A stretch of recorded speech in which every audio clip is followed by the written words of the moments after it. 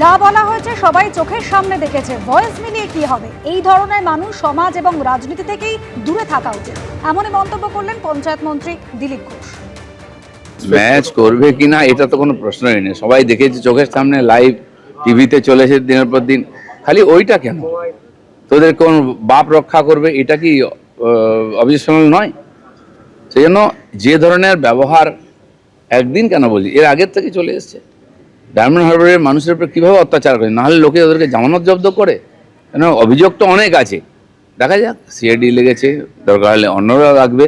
এই ধরনের মানুষদেরকে রাজনীতি থেকে দূরে রাখা উচিত, সময় থেকে দূরে রাখা উচিত। এদিকে ডিজে মামলায় আগেই জিজ্ঞাসাবাদের মুখোমুখি হয়েছেন অভিষেক বন্দ্যোপাধ্যায় সিআইডির, আর এবার তার ভয়েস স্যাম্পল টেস্ট করতে চায় সিআইডি। ডিজে মামলায় এবার অভিষেক বন্দ্যোপাধ্যায়ের কণ্ঠস্বরের পরীক্ষা হবে। কালীঘাটের কাকুর পরে এবার তাঁর সাহেবেরও ভয়েস টেস্ট হবে। ভোট প্রচারে উস্কানিমূলক বক্তব্যে এবার আরও বিপাকে পড়লেন অভিষেক বন্দ্যোপাধ্যায়। 30শে জুন বিধাননগর আদালতে অভিষেক বন্দ্যোপাধ্যায়ের ভয়েস স্যাম্পল টেস্ট হবে। সিআইডির অফিসাররা সেদিন উপস্থিত থাকবেন সেখানে। সিআইডির এর আবেদন মঞ্জুর করেছে আদালত। গত বিধানসভা ভোটের প্রচারে বিভিন্ন সময় অভিষেক বন্দ্যোপাধ্যায় এই ডিজে বাজানোর যে মন্তব্য করেছিলেন, সেই উস্কানিমূলক বক্তব্য দেখুন। 4 তারিখ মমতা বন্দ্যোপাধ্যায় যতই উদার হোক, আরামবাগের স্টিয়ারিং আমার হাতে থাকবে। ডিজে তো বাজবেই, এমন জোরে বাজবে কান ঝালাফালা করে দেবো। 4 তারিখ জবাব হবে। মমতা ব্যানার্জির উদারতা, অনেক উদারতা হয়েছে। 4 তারিখ ফল ঘোষণা হবে, রবীন্দ্রসঙ্গীতের সাথে ডিজেও বাজবে, এবার বলে দিয়ে গেলাম। যারা মানুষের প্রতি অবিচার করেছে, মানুষকে অপমানিত করেছে, তাদের জন্য এবার রবীন্দ্রসঙ্গীত না, এবার 4 তারিখ ডিজে বাজবে। তৈরি থাকো।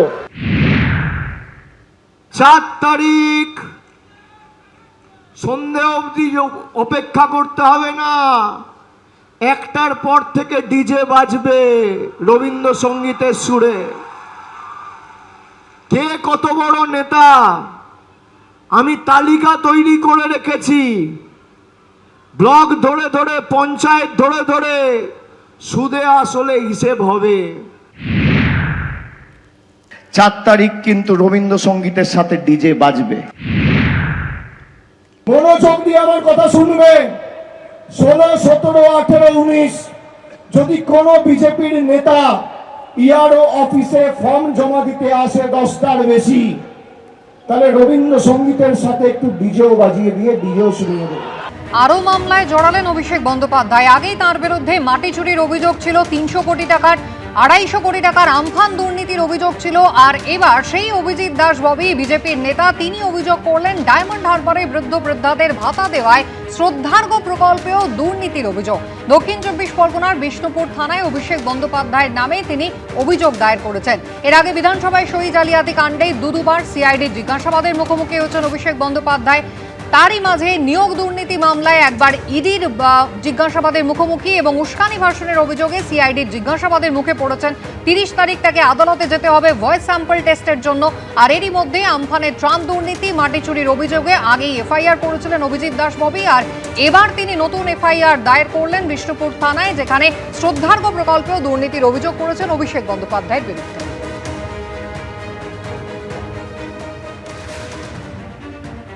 অভিষেক ব্যানার্জি লোকসভা ভোটের আগে 2024 আগে এখানকার বিষ্ণুপুর থানার অন্তর্গত কৃপারামপুরে উনি জনসমক্ষে বলে গিয়েছিলেন যে দুয়ারে সরকারের যে ডেটাবেস অনুযায়ী ও 77,000 বৃদ্ধ বৃদ্ধাদের ওনাকে 1000 টাকা করে মাসিক ভাতা দেবে, বার্ধক্য ভাতা। আমাদের তদন্ত অনুযায়ী পার্সোনালি সেটা হচ্ছে টোটালি ফেক ছাড়া কিছু নয়।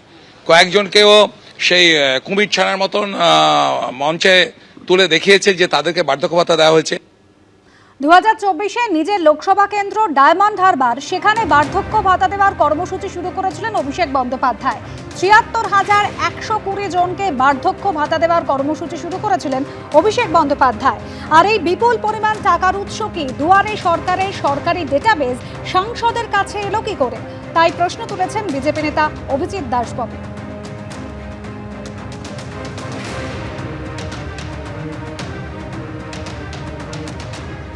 ও যেটা বলেছিল যে 6,300 20 জন নাকি ওর ডোনার রয়েছে, ওর যারা রাজনৈতিক কমে ভলেন্টিয়ার তারা নাকি টাকাটাকে ডোনেশন করেছে। তাদের প্যান কার্ড, তাদের নাম, তাদের কন্ট্যাক্ট নাম্বার, তাদের অ্যাড্রেস এগুলো তো দরকার আছে। এগুলোকে ব্ল্যাক মানি কিনা, কারণ 5 বছরের সাংসদ হিসাবে প্রতি বছর যদিও 91 কোটি টাকা করে দেয়, 91 কোটি 20 লক্ষ, তা নিয়ে অ্যাবাউট 460 কোটি টাকা ওকে দিতে হবে 5 বছরে।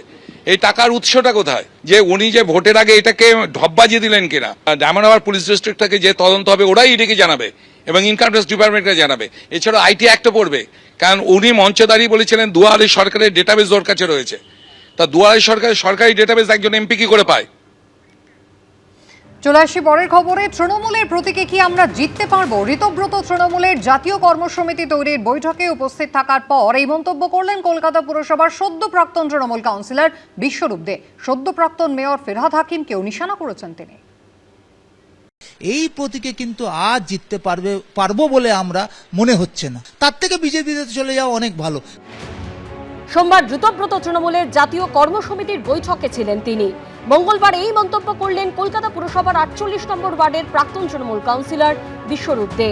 কলকাতা পুরসভার মেয়র পদ থেকে ফিরহাদ হাকিমের পদত্যাগের পর বসানো হয়েছে প্রশাসক।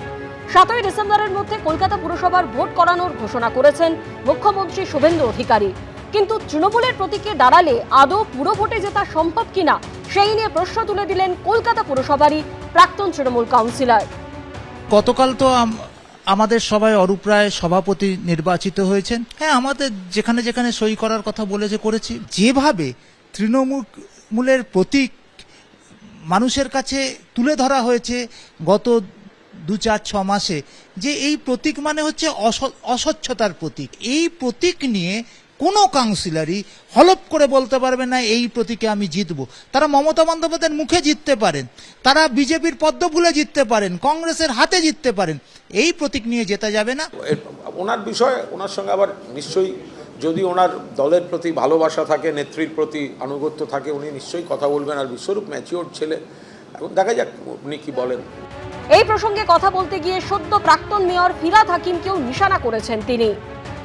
আমরা কি দেখলাম, আমাদের মহানাগরিক শ্রী ফিরহাদ হাকিম গত মাসখানেক আগে তিনি আমাদের কর্পোরেশন থেকে মমতা বন্দ্যোপাধ্যায়ের কালীঘাটের বাড়িতে আমাদের সবাইকে ডাকলেন, নিয়ে গেলেন, তিনি নিজেও উপস্থিত ছিলেন। গতকালও দেখলাম মিটিংয়ে তিনি উপস্থিত ছিলেন। ফলে তারা যখন